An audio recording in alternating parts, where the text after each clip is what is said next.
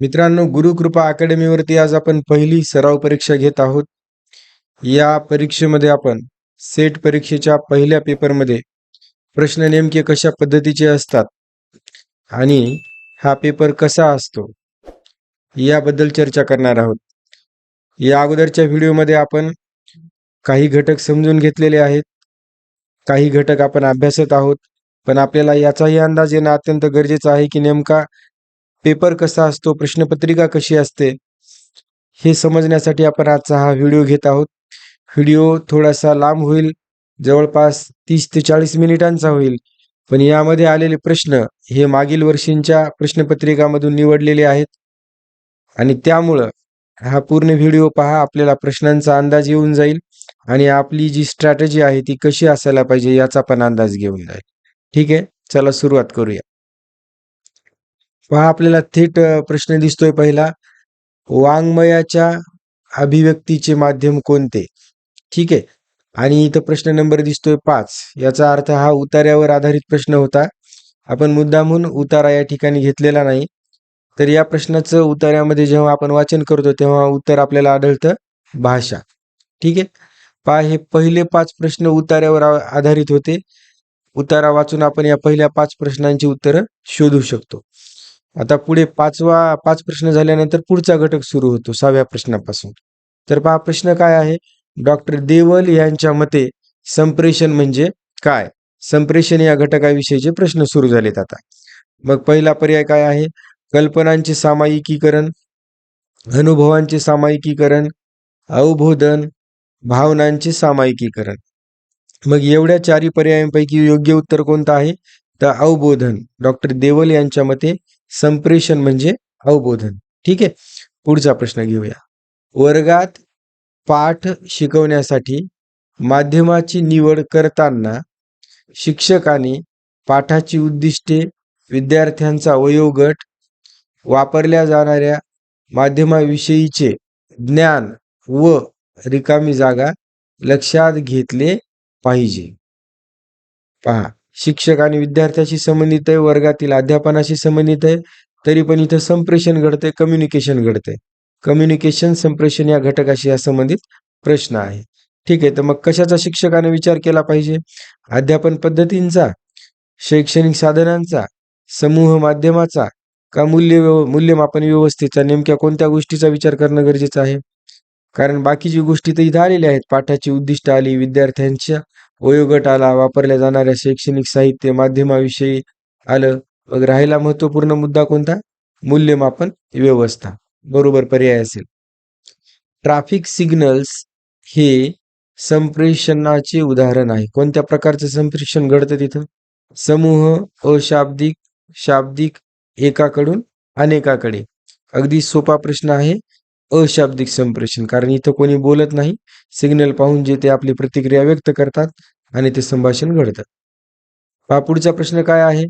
एखाद्या मॉलमध्ये गिऱ्हाईक येतात, ते आपल्या सामायिक हिताच्या बाबींची एकमेकांमध्ये देवाणघेवाण करतात व त्या समूहाच्या कृती स्थिरपणे वृद्धिंगत होत जातात. हे रिकामी जागा समूहाचे उदाहरण आहे. पर्याय काय आहेत? मुक्त, बद्ध, सहकारी आणि शेवटचा पर्याय आहे श्रेणीबद्ध. नेमका कोणत्या प्रकारचा हा समूह आहे? तर इथं आलेले पहा, जे पण समूहातील लोक आहेत हे ठरवून आलेले नाहीत, ते अचानक भेट झालेली आहे. त्यामुळे पर्याय क्रमांक 1 जो आहे मुक्त, हे या प्रश्नाचं उत्तर असेल. कारण बद्ध म्हणजे एखाद्या विशिष्ट संस्थेशी ठरवून आलेले लोक असतील. सहकारी म्हणजे ज्यांची अगोदरच ओळख आहे असे लोक असतील. श्रेणीबद्ध म्हणजे जे एका वरिष्ठांपासून कनिष्ठांपर्यंत आलेले अशा पद्धतीचे असतील. परंतु या ठिकाणी गिऱ्हाईक किंवा ग्राहक जे आहेत हे कोणत्याही पद्धतीचे रचनेमध्ये बसत नाहीत. म्हणून पर्याय क्रमांक 1 मुक्त पद्धतीचा समूह हे या प्रश्नाचं उत्तर असेल. पुढचा प्रश्न पाहूया. काही वेळा समूह माध्यमे समाजाला चुकीचा मार्गाला लावतात, कारण येथे ग्राहक रिकामी जागा असतात. पर्याय पहिला बहुजिन्सी, असंख्य, निरक्षर, चिकित्सक. मग या प्रश्नाचं उत्तर काय येणार? पर्याय क्रमांक 1 बहुजिन्सी. मग बहुजिन्सी याचा अर्थ काय? या असंख्य आणि बहुजिन्सीमध्ये फरक काय? तर बहुजिन्सीचा इथे इंग्लिशमध्ये शब्द दिलाय पहा, हिटरोजिनस, म्हणजे वेगवेगळ्या प्रकारचे विचार करणारे ग्राहक आहे. एकाच पद्धतीचे नाहीत. जरी असंख्य असले तरी पण त्यांचे विचार करण्याची पद्धती अत्यंत भिन्न आहेत आणि त्यामुळे काही जणांना दाखवलेला भाग हा पटू शकतो, आवडू शकतो आणि ते त्या ठिकाणी फसवले जाऊ शकतात किंवा सांगितलेल्या मुद्द्यानुसार खरेदी करू शकतात. ठीक आहे. तर अशा पद्धतीनं ते बहुजिन्सी असतात. पुढचा प्रश्न आलेला आहे 11वा. काय आहे प्रश्न? एका खेळामध्ये एक्स व वाय हे दोन खेळाडू आहेत व एका कागदावर एन मोठा आहे किंवा च्या बरोबर आहे 4 वर्तुळे रेखाटली आहेत. एक्स आणि वाय हे एकामेकानंतर एकाने अगोदर न जोडलेल्या दोन वर्तुळांना रेषाखंडाने जोडतात. जो शेवटची वर्तुळ जोडी जोडतो तो जिंकतो व खेळ संपतो. जर एक्सने खेळाची सुरुवात केली तर, आता पहा इथं हे एवढं काय झालेलं आहे, त्यांनी कथन केलेलं आहे. मग या कथनाच्या आधारे खालीलपैकी कोणते निष्कर्ष बरोबर असू शकतात ते आपल्याला शोधायचे. पहिला काय पर्याय दिलाय? एक्स नेहमी जिंकणार, वाय नेहमी जिंकणार, एन विषम असेल तर एक्स जिंकणार, एन ही संख्या 2च्या घातांक स्वरूपात असेल तर वाय जिंकणार. ठीक आहे. या गणिताची मांडणी करून आपल्याला याचं उत्तर शोधता येईल. तर पर्याय क्रमांक डी हे या प्रश्नाचं उत्तर असणार आहे. पुढचा प्रश्न पाहूया. एका वर्गातील रांगेत असलेल्या 10 खुर्च्या C1, C2, C3 या पद्धतीने C10 पर्यंत ना 1, 2, 3, 10 या संख्यांनी नामांकित केलेले आहे. त्या खुर्च्यांना 1 ते 10 या संख्यांनी नामांकित केले आहे. K1, K2, K3, K10 हे नामांकन C1, C2, C3, C10 खुर्च्यांना दिलेले आहे.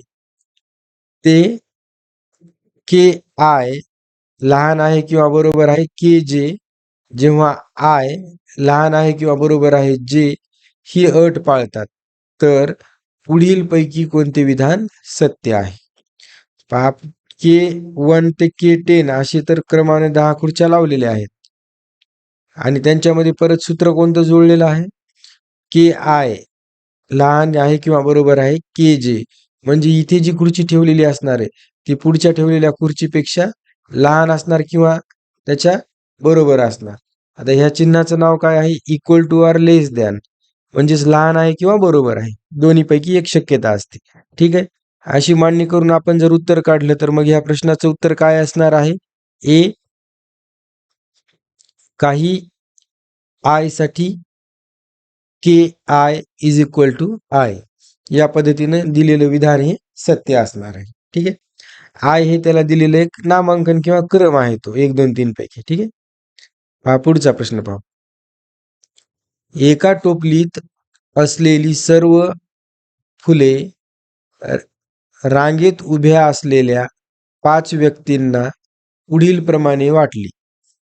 दुसऱ्या व्यक्तीस पहिल्या व्यक्तीच्या निम्मी फुले, तिसऱ्या व्यक्तीस दुसऱ्यापेक्षा निम्मी फुले, चौथ्या व्यक्तीस तिसऱ्यापेक्षा निम्मी फुले व 5व्या व्यक्तीस चौथ्यापेक्षा निम्मी फुले दिली. जर 5व्या व्यक्तीस एक फूल मिळाले तर टोपलीत एकूण किती फुले होती? ठीक आहे. मग आपल्याला काय करावं लागेल? हे उदाहरण सोडावं लागेल.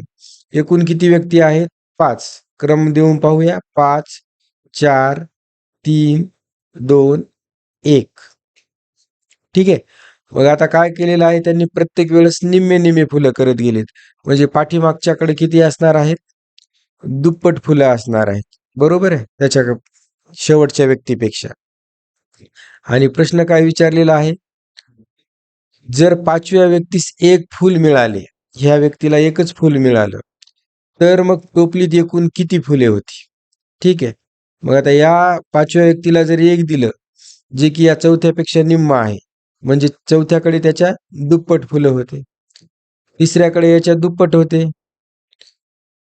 ह्याच्या दुप्पट 2 नंबरच्या व्यक्तीकडे असणार आणि याच्या दुप्पट 1 नंबरच्या व्यक्तीकडे असणार. ज्याला त्यांनी निमपट करत गेलेले आहेत पुढे. आपण त्याची मांडणी फक्त रिव्हर्स ऑर्डरमध्ये केली. आणि मग ह्या प्रश्नाचं उत्तर काय असणार आहे? तर पर्याय क्रमांक 31. आता हा पर्याय कसा आला?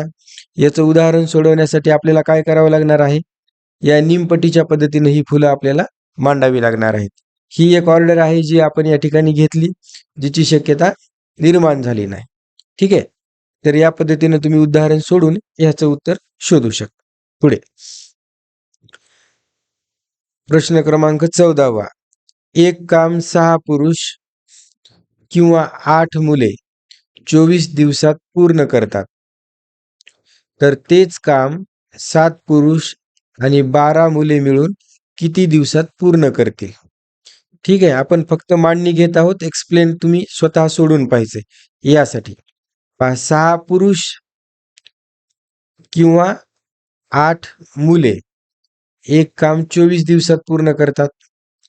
तेच काम 7 पुरुष किंवा 12 मुले मिळून किती दिवसामध्ये पूर्ण करतील? ठीक आहे. तर या पद्धतीने याची मांडणी करून आपण हे उदाहरण सोडवू शकतो. हे कोणत्या पद्धतीचं? समचलन, व्यस्तचलन किंवा काळ, काम, वेग या घटकाशी संबंधित असणारे प्रश्न आहेत. इथे आपण वेळ वाचवण्यासाठी डायरेक्ट याच्या उत्तरांना क्लिक करतो. या प्रश्नांचं उत्तर असणार आहे बी 9. ठीक आहे. तर उदाहरण सोडून पाहत चला तुम्ही. एका समांतरभुज चौकोनाचे क्षेत्रफळ 128 सेंटीमीटर वर्ग आहे व त्याची उंची संबंधित पायापेक्षा दुप्पट आहे. तर त्या पायाची लांबी किती? समांतरभुज चौकोन या ठिकाणी दिलेला आहे आणि या समांतरभुज चौकोनाचं क्षेत्रफळ दिलेलं आहे 128 सेंटीमीटर. मग याच्यावरून आपल्याला जर पाया किंवा बाजू काढायची असली तर अगोदर सूत्र माहीत असणं आवश्यक आहे. आणि हे सूत्र जाणून घेऊन आपण या प्रश्नाचं उत्तर शोधू शकतो. ते असणार आहे डी 8 सेंटीमीटर. पुढचा प्रश्न घेऊया. खाली दिलेल्या संकल्पना अर्थपूर्ण व तार्किक पद्धतीने मांडून योग्य क्रम कोणता ते शोधा. ठीक आहे.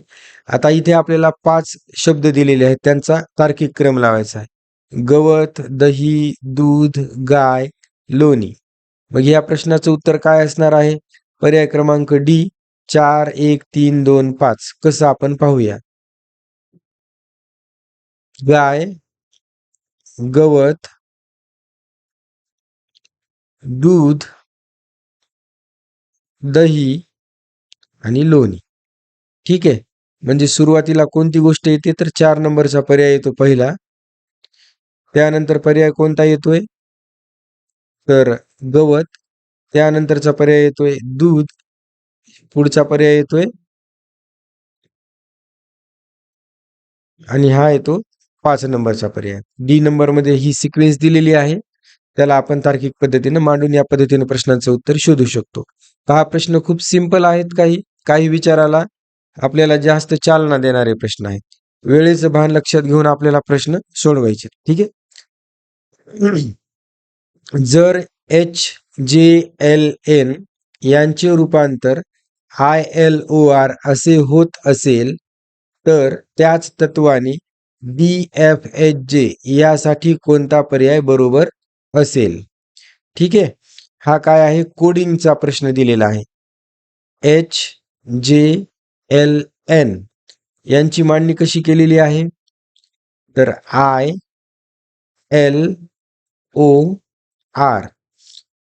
तर DFHJ ह्या कोडसाठी काय मांडणी केलेली असेल दिलेल्या पर्यायांपैकी? तर इथं आपल्याला काय करायचं? तर्क लावायचा आणि उत्तर शोधायचं. जसं की पहा, H साठी I वापरलेला आहे. मग काय केलं असणार? ABCD जर क्रमाने म्हटलो आपण तर H च्या नंतर I येतं. तसं D च्या नंतर काय येऊ शकतं? येतं E येतं. पण आता आपल्या पर्यायामध्ये E असणारे हे 2 पण पर्याय दिलेले आहेत, B आणि C नंबरचा. मग असा तर्क लावत लावत जेव्हा आपण हा पूर्ण प्रश्न सॉल्व्ह करू तेव्हा आपल्याला या प्रश्नाचं उत्तर काय मिळणार आहे? बी नंबरचा पर्याय EHKN. आपण फक्त इथे वेळ वाचवण्यासाठी तुम्हाला लिंक देतोय की कशा पद्धतीने सोडवायचे, काय विचार करायचा. तुम्ही मात्र हे उदाहरण सोडवत चला. व्हिडिओ पॉज करत सोडवला तरी पण चालतंय. पुढचा प्रश्न घेऊया. पोपटांचा रंग हिरवा आहे हे विधान रिकामी जागा प्रमाणाचे आहे. पहा, वेगवेगळ्या प्रकारचे भारतीय प्रमाण आणि प्रमाणाच्या कोणकोणत्या पद्धती प्रकार आहेत या उपघटकावर आधारित असणारा हा प्रश्न. पोपटाचा रंग हिरवा आहे हे विधान कशाचे प्रमाण आहे? प्रत्यक्ष आहे, अनुमान आहे, उपमान आहे का अर्थापत्ती आहे? हे आपण सहजच ओळखू शकतो प्रश्न की हे प्रत्यक्ष आहे, कारण इथं या रंगाची एकमेकाला न कोणाला उपमा दिलेली आहे, न कशावर अंदाज बांधायची गरज आहे, न याच्यावरून कोणतं कन्फ्युजन तयार होतं. हे सरळ स्पष्ट दिसणारी गोष्ट आहे, म्हणून पर्याय क्रमांक 1 प्रत्यक्ष प्रमाण हे याचं उत्तर असेल. 19 नंबरचा पुढचा प्रश्न पहा. इथं आपल्याला काही विधानं दिलेली आहेत आणि या विधानावरून आधारित निष्कर्ष पण मांडलेत. मग त्यापैकी कोणता निष्कर्ष योग्य आहे ते आपल्याला निवडायचं आहे. पहिलं विधान काय आहे? सर्व गाढव कष्टाळू आहेत. काही कष्टाळू प्राणी मानव आहेत. यावरून निष्कर्ष असा दिला यांनी, काही गाढव कष्टाळू आहेत. निष्कर्ष दुसरा, काही गाढव मानव आहेत. मग आता इथं मांडणी केलेली आहे दिलेल्या विधानांची, परंतु ते विधान सूट होतात का, निष्कर्षासाठी पूरक ठरतात का, ते आपल्याला विचार करावा लागतो. सर्व जे गाढव आहेत हे कसे आहेत? कष्टाळू आहेत. ठीक आहे. आणि दुसरं विधान काय दिलेलं आहे? काही कष्टाळू प्राणी मानव आहेत. ठीक आहे. हे कष्टाळू सर्वजण आले, गाढव या कष्टाळूच्या मध्ये आले. आता या ठिकाणी जे माणसं आले ते काय आले? दुसऱ्या विधानाचे, की ते काही माणसं अशी आहेत की ते कष्टाळू पण आहेत सॉरी आणि मानव पण आहेत. ठीक आहे. मग या मांडणीवरून आपल्याला निष्कर्ष तपासून पाहायचा. काही गाढव कष्टाळू आहेत, ज्या अर्थी सर्व गाढव कष्टाळू आहेत त्या अर्थी काही गाढव हे कष्टाळू असणार. काही गाढव मानव आहेत. आता काही गाढव मानव आहेत हे इथं सिद्ध होत नाही, म्हणून आपला पर्याय कोणता बरोबर असणार आहे या ठिकाणी, त्याच्यावर आपण विचार करायचा आणि त्या पर्यायाची निवड करायची. पर्याय क्रमांक सी 1 आणि 2 नाही. का बरं नाही? तर कारण सर्व आहेत म्हणल्यावर काहीचा प्रश्न येत नाही. त्यामुळे पर्याय क्रमांक 1 काही गाढव कष्टाळू आहेत आणि निष्कर्ष क्रमांक 2 काही गाढव मानव आहेत. या दोघींचा पण उल्लेख या ठिकाणी होत नाही निष्कर्ष योग्य म्हणून. पहा, मांडणी करायची आणि मांडणी करून आपल्याला या उत्तरापर्यंत पोहोचता येतं. प्रश्न क्रमांक 20. खालीलपैकी कोणती आकृती 3 संकल्पनामधील संबंध बरोबर दर्शवते? कोणत्या संकल्पना आहेत?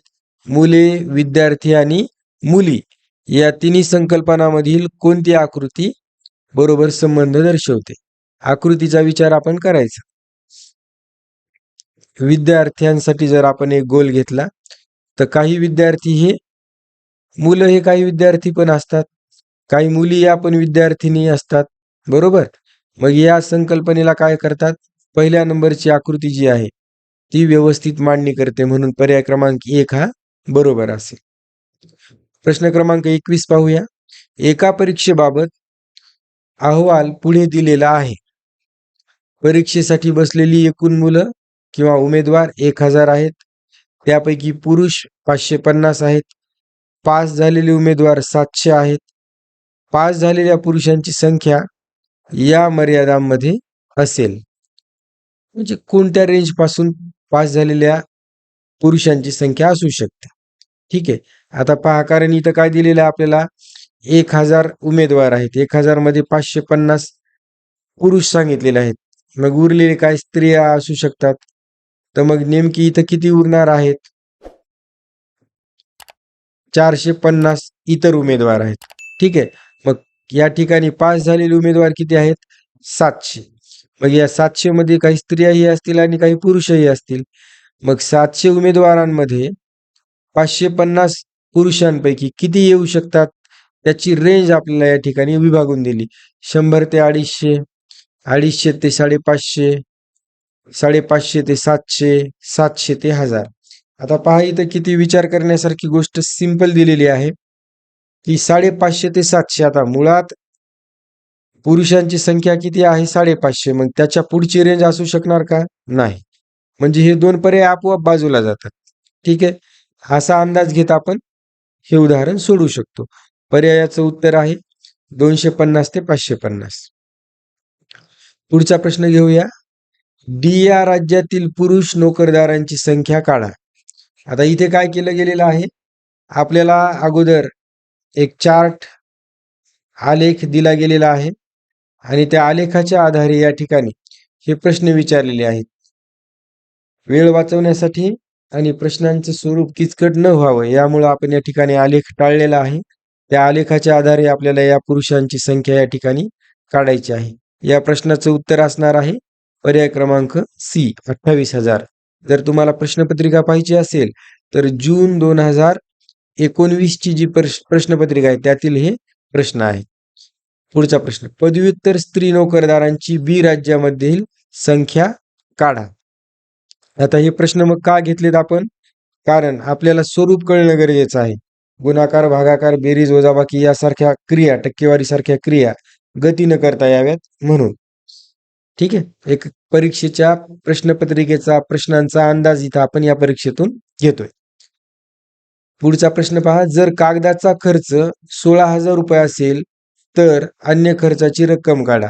इथे पण आपल्याला काय केलेलं गेलेलं आहे, या पद्धतीनं खर्चाची विभागणी करणारी एक आकृती दिली आणि त्या आकृतीमध्ये काही संख्या दिल्या गेल्या, त्याच्या आधारे आपल्याला या प्रश्नाचं उत्तर शोधायचं आहे.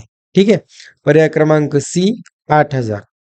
कारण प्रश्न असा निर्माण होऊ शकतो की इथं तर आपल्याला आधारभूत कोणतीही माहिती दिलेली नाही आणि थेट प्रश्न कसा आलाय, तर ह्या दिलेल्या आकडेवारीच्या आधारे आपल्याला हे प्रश्न सोडवायचे आहेत, ज्याला की आपण माहितीचे आकलन किंवा डेटा इंटरप्रिटेशन असं म्हणतो. त्यावर आपल्याला 5 प्रश्न येणार आहेत. पुढचा प्रश्न पाहूया. मानधनाच्या रकमेवर 10% दराने कर कापल्यास कराची रक्कम रिकामी जागा आहे.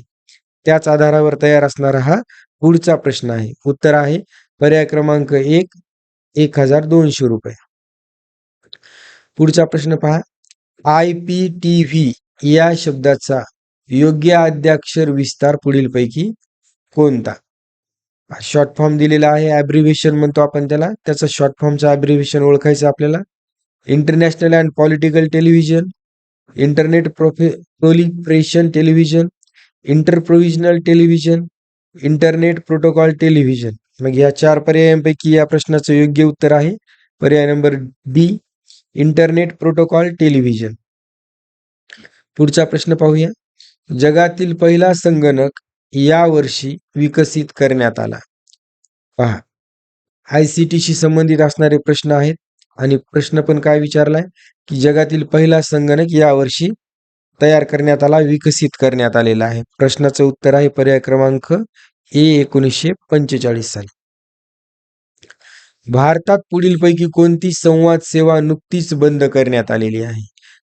कोणत्या सेवेला या ठिकाणी पूर्णविराम देण्यात आलेला आहे, बंद करण्यात आलेली आहे? या प्रश्नाचं उत्तर आहे पर्याय क्रमांक सी, तार. हे असे काही सिंपल प्रश्न आहेत ज्यांचे उत्तर आपण सहज सांगू शकतो, कारण बाकीच्या सेवा सुरू आहेत, केवळ एक सेवा या ठिकाणी बंद करण्यात आलेली आहे. महाराष्ट्रात शिक्षक म्हणून नोकरी करू इच्छिणाऱ्यांनी स्वतःची माहिती पुढीलपैकी कोणत्या संकेतस्थळावर नोंदवणे आवश्यक आहे? पहा, किती करंटशी रिलेटेड असणारा प्रश्न आहे. सरळ, महाजॉब्स, ई सेवा का पवित्र? आता बऱ्याच जणांना ह्या गोष्टी माहीत असणार आहेत, कारण आपण सर्वजण शिक्षण क्षेत्राशी जोडलेले आहोत. त्यामुळे ज्याला शिक्षक होण्याची इच्छा आहे त्या व्यक्तीला स्वतःची माहिती पवित्र पोर्टलवरती नोंदवणे आवश्यक आहे. पर्याय क्रमांक डी. भारतीय डिजिटल राष्ट्रीय ग्रंथालयासंदर्भात पुढीलपैकी कोणते विधान योग्य नाही? हा मुद्दाम शब्द हायलाइट करून दिलाय, योग्य नाही. हा केंद्र सरकारच्या तंत्रज्ञान विभागाचा प्रकल्प आहे. एक खिडकी शोध सुविधा असलेला हा शैक्षणिक संदर्भ साहित्याचा आभासी साठा आहे. हे ग्रंथालय दिव्यांग अभ्यासकांना सहजपणे वापरता येते. या ग्रंथालयाचा विकास भारतीय तंत्रज्ञान संस्था IIT खरगपूर येथे करण्यात येत आहे. ठीक आहे, अशा पद्धतीचे पर्याय दिलेले आहेत. कशाविषयी? भारतीय डिजिटल राष्ट्रीय ग्रंथालया संदर्भात. या प्रश्नाचं उत्तर आहे पर्याय क्रमांक ए, की हा केंद्र सरकारचा तंत्रज्ञान विभागाचा प्रकल्प आहे. पुढचा प्रश्न घेऊया. ध्वनी तीव्रतेची पातळी मोजण्यासाठी पुढीलपैकी कोणते एकक वापरले जाते? सिंपल क्वेश्चन आहे. अगदी 7वी 8वीच्या विज्ञानामध्ये सुद्धा याचं उत्तर दिलेलं आहे. डीबी अर्थातच डेसिबल. ठीक आहे. पुढचा प्रश्न घेऊया. ओझोन कमी करण्याच्या पदार्थाविषयीची परिषद रिकामी जागा म्हणून ओळखली जाते. पर्यावरण विषयक ज्या परिषदा झाल्या अगदी 19व्या शतकापासून, त्या परिषदांविषयीचा हा प्रश्न आहे की ती परिषद कोणत्या नावाने ओळखली जाते? या प्रश्नाचं उत्तर आहे मॉन्ट्रियल प्रोटोकॉल, जिच्या अंतर्गत या वेगवेगळ्या देशांनी एकत्र येऊन निसर्गातील पर्यावरणातील ओझोनचं प्रमाण कमी होणाऱ्या पदार्थांचा काय करायचं, कशा पद्धतीनं वापर करायचा, कारण ओझोनचा थर जर नष्ट झाला तर पृथ्वीवर किती मोठी संकट निर्माण होऊ शकतात, म्हणून काय उपाययोजना करायच्या या संदर्भातली ही परिषद झालेली होती. हरित भारत मोहीम हा रिकामी जागाचा भाग आहे. हरित भारत नवीन शब्द असू शकतात काही जणांसाठी, परंतु या गोष्टी आपल्याला माहित असणं गरजेचं आहे. पर्याय आहे पहिला सहस्त्रक विकास उद्दिष्टे, नद्या विकास योजना, स्वच्छ भारत अभियान, वातावरणीय बदलासाठीचा राष्ट्रीय कृती योजना. मग या 4 पर्यायापैकी हरित भारत ही मोहीम नेमकी कशाशी संबंधित आहे? तर वातावरणीय बदलासाठीचा राष्ट्रीय कृती आराखडा किंवा राष्ट्रीय कृती योजना. पुढचा प्रश्न पाहूया. आंतरराष्ट्रीय सौर सहभागित्व हे सौर ऊर्जा सहकार्य विकसनासाठी कोणी प्रस्तावित केले आहे? काय? आंतरराष्ट्रीय सौर सहभागित्व, सौर ऊर्जेवर सहकार्य करायचं, हे कोणत्या देशानं प्रस्तावित केलं भारतासोबत? पर्याय काय दिलेले आहेत पहा या ठिकाणी. भारतीय पंतप्रधान, फ्रान्सचे राष्ट्राध्यक्ष, आफ्रिकन युनियन, युरोपियन युनियन. तर या प्रश्नाचं उत्तर आहे भारतीय पंतप्रधानांनी सौर ऊर्जेसाठी प्रस्ताव तयार केलेला. पुढचा मुद्दा घेऊया. अन्न साखळीतून निर्माण होणारी विषारी रसायने रिकामी जागा याला कारणीभूत होतात. अन्न साखळीतून निर्माण होणाऱ्या विषारी रसायनाचा काय परिणाम होतो पहा. पर्याय क्रमांक 1 संचय, उत्सर्जन, जैव विस्तारीकरण किंवा काढून टाकणे. काय उत्तर असेल मग या प्रश्नाचं? पर्याय क्रमांक सी जैव विस्तारीकरण. ठीक आहे. तांत्रिक व वैज्ञानिक शिक्षण हे रिकामी जागा प्रणालीमध्ये दिले जाते. कोणतं शिक्षण? तांत्रिक व वैज्ञानिक शिक्षण कोणत्या प्रणालीमध्ये दिलं जातं? वैदिक शिक्षण, पूर्व वैदिक शिक्षण, बुद्धिस्ट शिक्षण, इस्लामिक शिक्षण. पहा, जे स्वातंत्र्यपूर्व कालखंडातील शैक्षणिक प्रवाह होते त्यांच्या संदर्भाने विचारलेला हा प्रश्न आहे. त्यामुळं आपण त्या कालखंडातील शिक्षण पद्धती जाणणं किती महत्वाचं आहे. तर बुद्धिस्ट शिक्षण जो होतं त्या कालखंडामध्ये तांत्रिक व वैज्ञानिक शिक्षण दिलं जायचं. UGCने प्रसिद्ध केलेल्या यादीनुसार या राज्यात सर्वात जास्त विद्यापीठे आहेत. हा उच्च शिक्षणाशी संबंधित असणारा प्रश्न आहे. पर्याय 1 उत्तर प्रदेश, 2 महाराष्ट्र, 3 तमिळनाडू, 4 राजस्थान. कोणत्या राज्यामध्ये सर्वाधिक विद्यापीठे आहेत? प्रश्नाचं उत्तर आहे राजस्थान. ठीक आहे. पुढचा प्रश्न घेऊया. विविध विद्याशाखेतील मूक कोर्सेस विकसित करण्यासाठी MHRDने 8 राष्ट्रीय कोऑर्डिनेटिक्स पैकी रिकामी जागा ही एक संस्था नामित केलेली आहे. मूक कोर्सेस जे आहेत ते ऑनलाईन स्वरूपामध्ये घेतले जातात. मॅसिव्ह ओपन ऑनलाईन कोर्सेस ही विकसित करण्यासाठी कोऑर्डिनेटर्स पैकी एक संस्था नामित केलेली आहे. कोणती आहे मग ती? मुंबई विद्यापीठ, विद्यापीठ अनुदान आयोग, यशवंतराव चव्हाण महाराष्ट्र मुक्त विद्यापीठ, IIT मुंबई. याच्यापैकी कोणती? तर या प्रश्नाचं उत्तर आहे विद्यापीठ अनुदान आयोग. पर्याय क्रमांक बी. पुढचा प्रश्न घेऊया. बहुतांशी राज्य विद्यापीठे ही स्वरूपाची विद्यापीठे आहेत. जी राज्य विद्यापीठ आहेत ही कोणत्या स्वरूपाची आहेत? संलग्नित, अभिमत, स्वयंअर्थसहाय्यित का खाजगी? या प्रश्नाचं उत्तर आहे संलग्नित. ठीक आहे. ही विद्यापीठं ना अभिमत आहेत, न स्वयंअर्थसहित आहेत, न खाजगी आहेत. ठीक आहे. खास या अभिमतला डीम्ड युनिव्हर्सिटीज असं म्हणतात. खाजगीला आपण प्रायव्हेट असा शब्द वापरतो. स्वयंअर्थसहितला सेल्फ फायनान्स्ड. ठीक आहे. या पद्धतीची विद्यापीठ आहेत. परंतु राज्यातील विद्यापीठ ही संलग्नित विद्यापीठ आहेत. कशाशी ती अफिलिएटेड आहेत. प्राचार्यांसाठी प्रकाशकीय कोर्स कोणते आस्थापना आयोजित करते? मानव संसाधन मंत्रालय, विद्यापीठ अनुदान आयोग, राष्ट्रीय शैक्षणिक नियोजन व प्रशासन विद्यापीठ, राष्ट्रीय शिक्षक शिक्षण परिषद. पर्याय क्रमांक सी, राष्ट्रीय शैक्षणिक नियोजन व प्रशासन विद्यापीठ.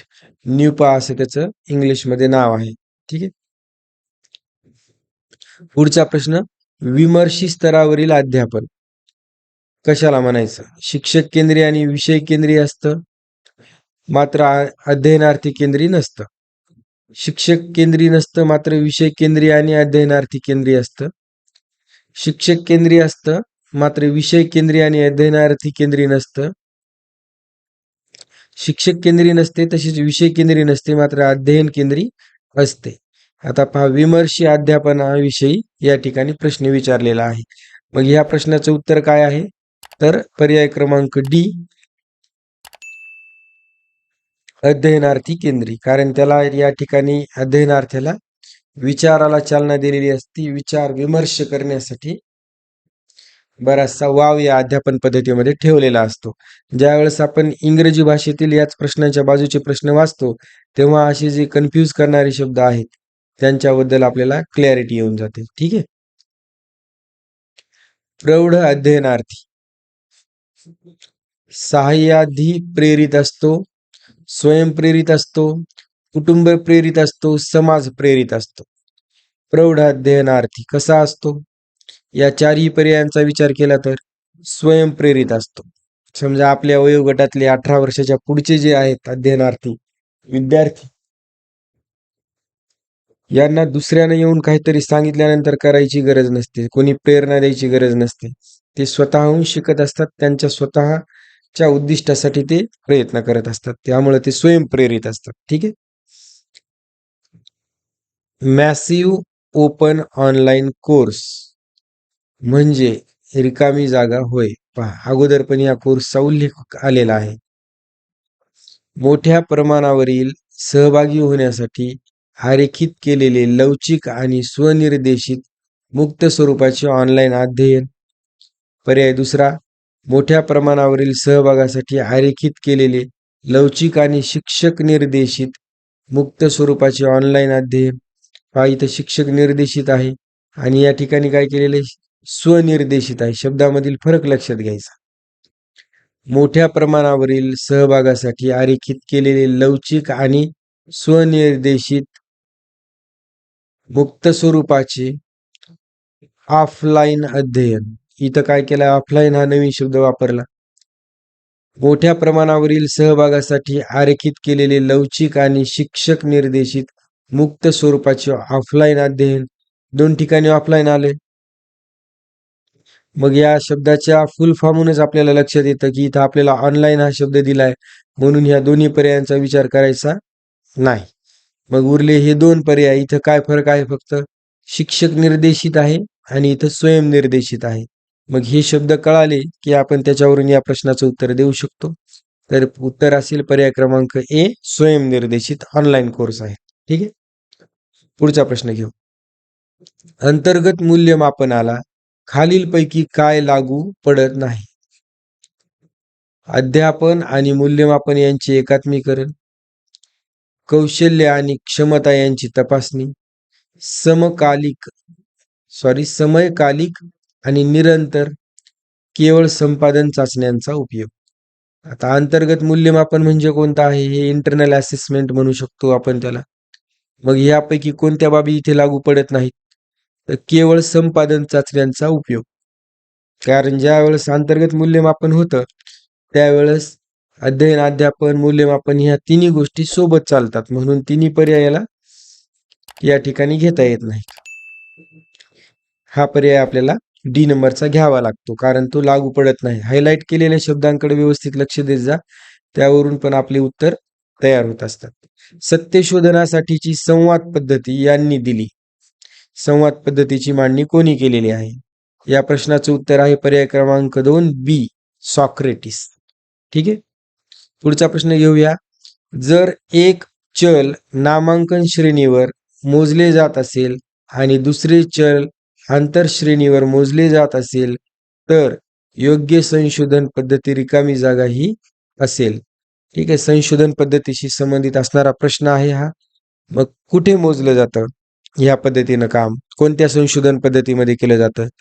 पर्याय क्रमांक 1 प्रयोग पद्धती. ठीक आहे. खालीलपैकी कोणते चांगल्या परिकल्पनेचे वैशिष्ट्य नाही? वैशिष्ट्य नाही. तपासणी क्षमता, वस्तुनिष्ठता, गुंतागुंत, संबोध स्पष्टता. पहा, जर प्रश्न व्यवस्थित वाचला तर लगेच आपल्याला उत्तर सापडतं. पर्याय क्रमांक सी, गुंतागुंत. पुढचा प्रश्न घेऊया. जर वारंवारता वितरणाचे मध्यमान आणि मध्यांक अनुक्रमे 20 व 22 असतील तर त्या वितरणाचे बहुलक रिकामी जागा असेल. ठीक आहे. पहा, सांख्यिकीशी संबंधित असणारा पण संशोधन विषयातीलच हा प्रश्न आहे. मग या प्रश्नाचं उत्तर काय आहे?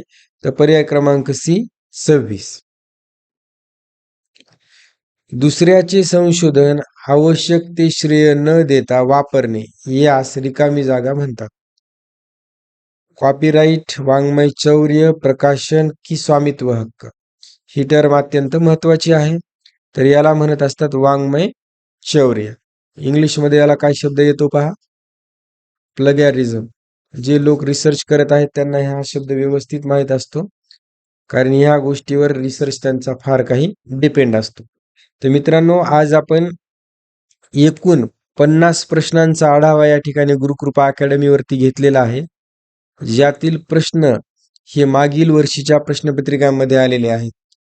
प्रश्न समजून घ्या, या पद्धतीच्या प्रश्नांचा उत्तरांचा सराव करा आणि आपली परीक्षा यशस्वीरित्या पूर्ण करा. काही प्रश्न असतील तर कॉमेंट बॉक्समध्ये टाका. गुरुकृपा अकॅडमीला सबस्क्राईब करा. आपण भेटूया पुढच्या व्हिडिओमध्ये.